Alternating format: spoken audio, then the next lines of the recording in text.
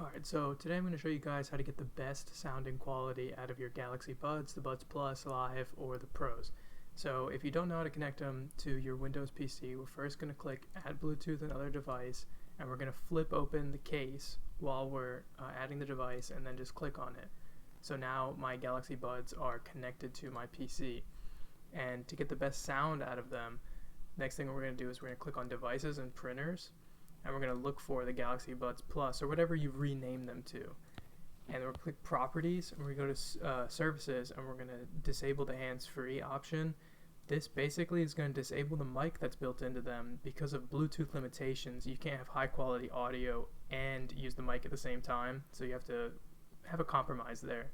And so after we click OK, we want to make sure we go to our sound settings, our sound control panel, and make sure that these are set to your default device to make sure that the sound is coming out of them instead of one of your other devices you have plugged in. And then in your recording, you want to make sure that it doesn't show up, so there is no recording option for the Galaxy Buds. And after that, you'll have the best quality you can have on Windows. Now, another video that I'm going to upload today, I'm going to show you guys how to get the Buds Manager that'll let you configure the dynamic audio settings and stuff like that. But Samsung actually hardware locked all their Galaxy Buds to a lower bit rate than what is supposed to be available on Windows. So it won't sound as good as on the Samsung phone, but still should sound much better with these tweaks. Hope you guys enjoyed.